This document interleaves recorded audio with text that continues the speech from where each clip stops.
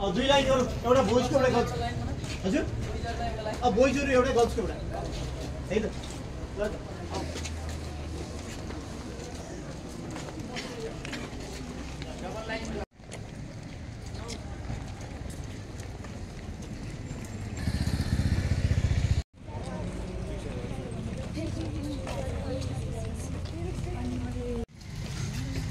कति क्लास पढ्नुहुन्छ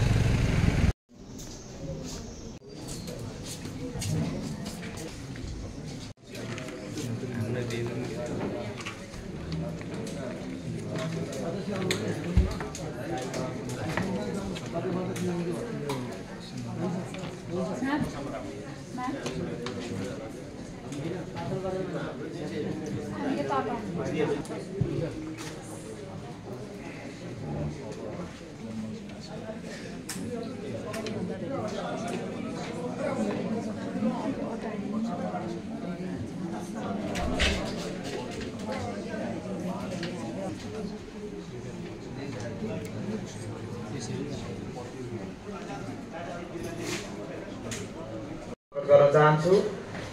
सामाजिक अध्ययन मञ्च कास्कीको आयोजनामा हुन गइरहेको यस कार्यक्रममा विद्यार्थी भाइ बहिनीहरूलाई यस उच्च अदालत पोखरामा भिजिट गराएर यहाँ हामीले हाम्रो उच्च अदालत पोखराको बारेमा जाने सर म्यामहरूलाई गर्न सक्दैनौँ र पनि त्यसको सीमा घेराभित्र रहेर म तपाईँहरूलाई प्रस्तुत गर्न चाहन्छु र अब म तपाईँ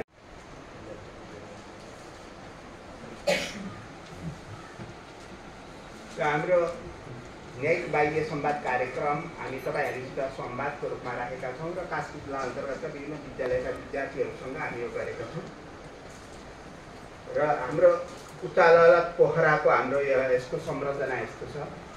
हाम्रो उच्च अदालत पोखरा अन्तर्गत हाम्रो चाहिने बागलुङ इजलास पनि रहेको छ। हाम्रो 7वटा प्रदेशमा 7वटा उच्च अदालत छन्। त्यसपछि फेरि प्रत्येक क्षेत्र हाम्रो त्यो अन्तर्गतका इजलासहरू छन् र हाम्रा 77 जिल्लामा आवेदन तर्फको कार्यविधिमा पुनरावेदन पत्र दर्ता सुरुमिसु झिकाउने हाम्रो सुरुमिसु झिकाउने भनेको जिल्ला अदालतमा हाम्रो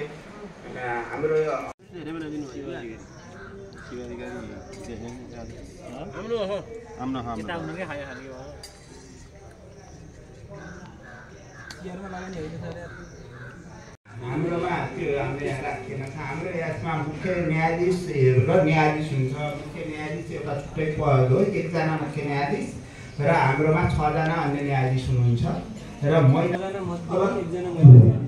हाम्रो त्यति धेरै न्यूनता छैन। पहिलाको उसमा धेरै नै सुधार भएको छ।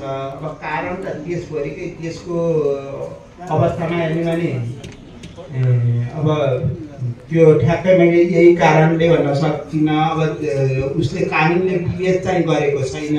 महिलाले भनेर त्यसमा आरक्षणको व्यवस्था गरेको छ, निश्चित प्रतिशत छ, कानुनले त्यो व्यवस्था गरेको छ।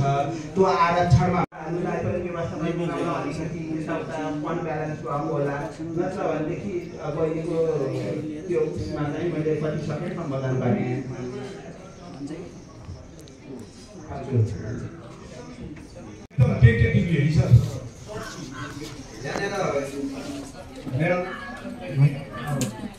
विद्यार्थी भाइ बहिनीहरू, सरले त्यो पावर पोइन्टमा जे प्रेजेन्ट गर्नुहुन्छ त्यो हामीलाई दिनुहुन्छ सरले। अनि फेरि हामी फर्दर त्यहाँ गएर पनि कतिपय कुराहरू छुटेको रहेछ भने डिस्कसन गर्न सक्छौँ है।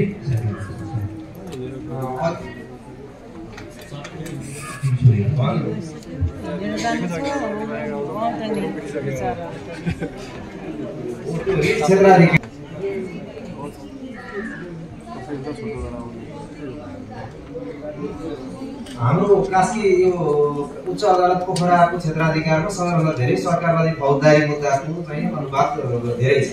सरकारवादी फौजदारीमा धेरै प्रकृतिका मुद्दाहरू हुन्छ। त्यसपछि चाहिँ दुनियाँवादी देवानी गोविन्द काफ्लेज्यूलाई केही छोटो भनाइ राखिदिन अनुरोध गर्दछु।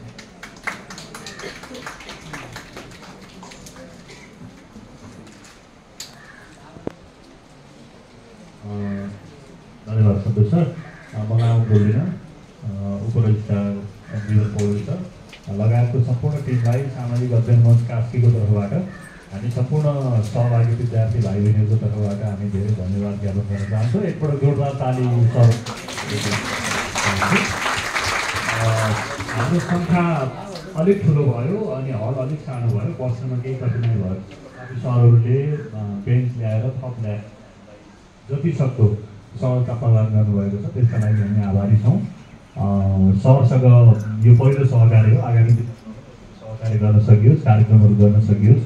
विद्यार्थीहरूले अदालत भनेको के हो, अदालत सजिलै पहुँचमा धेरै विद्यार्थी भाइ बहिनीहरूको अथवा आम शिक्षक गर्न चाहन्छु। धन्यवाद, नमस्कार।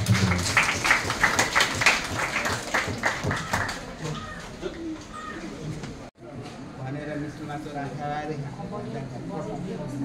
अब त्यसको कुरो हाम्रो मिसमा थिएन, आफै तर्फबाट कमी रहेको थियो।